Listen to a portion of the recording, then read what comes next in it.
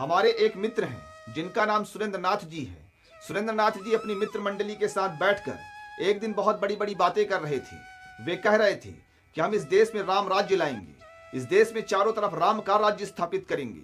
इस प्रश्न को सुनकर एक दूसरे सज्जन ने उनसे प्रश्न कर दिया कि भाई साहब, आप इस देश में राम राज्य की बातें कर रहे हैं, लेकिन बताने का कष्ट करिए कि आखिर यह राम राज्य है क्या।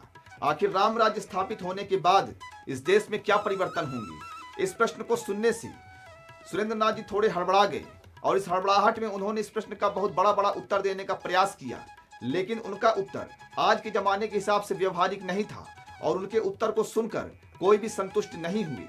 तो मेरे प्यारे मित्रों, यह एक ऐसा प्रश्न है जिसे सुनने के बाद बहुत से लोग चिंता में पड़ जाते हैं और वह इसका सही सही उत्तर देने में असफल होते हैं।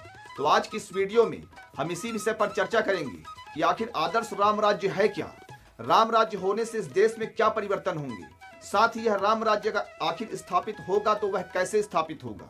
तो सबसे पहला प्रश्न है कि आखिर यह राम राज्य है क्या। राम राज्य की बात सुनते ही साधारण जनता के मन में जो कल्पना आती है वह यह आती है कि इस देश में बहुत सारे मंदिर बनाए जाएंगे, इस देश में हर तरफ पूजा और पाठ होगा, मंदिरों में घंटियां और शंख बज रही होंगी। कुछ ऐसी ही कल्पना लोगों के मन में आती है। लेकिन मेरे प्यारे मित्रों, असल में यह राम राज्य नहीं है।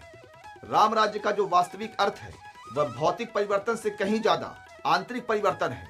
मेरे प्यारे मित्रों, राम राज्य का मतलब यह नहीं होता कि राम का राज्य पूरे देश में स्थापित हो रहा है, ऐसा बिल्कुल नहीं है। बल्कि राम का राज्य जिस दिन लोगों के मन में स्थापित होगा, जिस दिन भारत की जनता राम के आदर्शों का अनुकरण करेगी, उसी दिन सही मायने में राम का राज्य स्थापित कहा जाएगा। आप कल्पना करके देखिए, जिस दिन भारत के नागरिक, भारत के अधिकारी, भारत के नेता राम को अपना आदर्श मानेंगे, राम की भक्ति करेंगे, राम के चरित्रों का अनुकरण करेंगे, तो आप स्वयं ही कल्पना करके देख सकते हैं कि इस देश में कैसा परिवर्तन होगा। तो बहुत साधारण सी बात है कि राम राज्य मतलब राम के चरित्रों का अपने जीवन में अनुकरण करना। राम के चरित्र का अनुकरण का अर्थ है कि हमें पुत्र का व्यवहार कैसा करना चाहिए, एक पति का व्यवहार कैसा होना चाहिए, एक राजा का क्या कर्तव्य होना चाहिए, एक सेवक का क्या कर्तव्य होना चाहिए।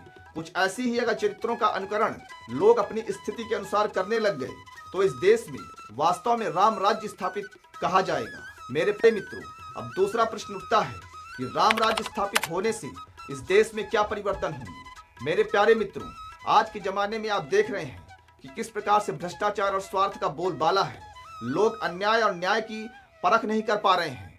अन्याय हर तरफ व्याप्त है, गरीब लोग न्याय से वंचित हो रहे हैं। और आप स्वयं देखिए कि यदि लोग राम को अपना आदर्श मानेंगे, यदि राम के चरित्र का अनुकरण करेंगे, तो चाहे न्यायाधीश हों, चाहे अधिकारी हों, चाहे नेता हों या फिर आम जनता हों, वो स्वयं भी राम के जैसा बनने का प्रयास करेंगे। राम कैसे राजा थे?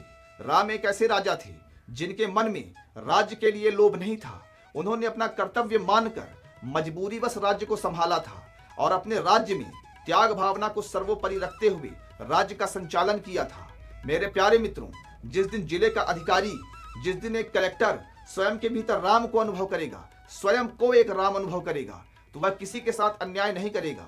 वह पूरी शक्ति लगाएगा कि मेरे द्वारा लोगों का कल्याण हो, लोगों को इंसाफ प्राप्त हो। इसी प्रकार नेता, मुख्यमंत्री, प्रधानमंत्री, इसी प्रकार हमारे न्यायाधीश, इसी प्रकार हमारे डॉक्टर, इंजीनियर, यहाँ तक कि हमारी आम जनता जिस दिन राम को आदर्श मानकर उनके चरित्रों का अनुकरण करते हुए अपने जीवन को चलाएगी, उस दिन इस देश में राम राज्य स्थापित होगा।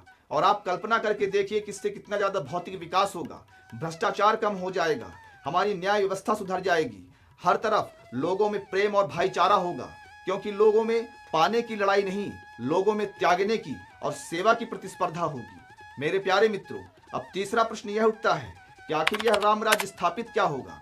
मेरे प्यारे मित्रों, राम राज्य स्थापित करने के लिए हमारी शैक्षणिक व्यवस्था का परिवर्तन की आवश्यकता है।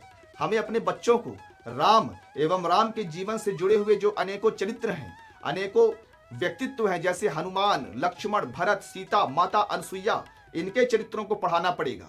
जिस दिन माता अनसुईया के चरित्रों को पढ़कर हमारे देश की स्त्रियां अपने कर्तव्य को सीख गई, उससे आप कल्पना कर सकते हैं कि परिवारों में किस प्रकार की शांति होगी। राम के चरित्र को देखकर लोगों ने एक मर्यादित जीवन जीना प्रारंभ कर दिया, तो आप कल्पना कर सकते हैं कि हमारे देश का भविष्य क्या होगा। तो राम राज्य स्थापित करने के लिए हमें अपने देश की शिक्षा व्यवस्था को परिवर्तित करने की आवश्यकता है। हमें फिजिक्स, केमिस्ट्री, मैथ की पढ़ाई के साथ साथ निरंतर राम के चरित्रों को भी पढ़ाने की आवश्यकता है। तभी हमारे देश में राम राज्य स्थापित होगा। और मुझे पूरा विश्वास है कि जिस दिन लोगों ने राम के चरित्रों का अनुकरण करना प्रारंभ कर दिया, राम को अपना आदर्श मानना प्रारंभ कर दिया, उस दिन इस देश में वाकई परिवर्तन घटित होगा और हमारा देश चहुमुखी विकास करेगा। तो निष्कर्ष के रूप में संक्षिप्त में मैं आपसे कहना चाहता हूँ कि राम राज्य का अर्थ भौतिक से कहीं ज्यादा आंतरिक है। हमें स्वयं को कर्तव्य परायण बनाना होगा, चरित्रवान बनाना होगा। यही है राम राज्य। मेरे प्यारे मित्रों, आशा करता हूं कि आपको वीडियो का आशय समझ में आया होगा। बहुत ही कम शब्दों में समझाने का प्रयास किया, लेकिन आप इसकी गहराई को अवश्य समझ गए होंगे। आप सभी को प्रेम पूर्वक नमस्कार।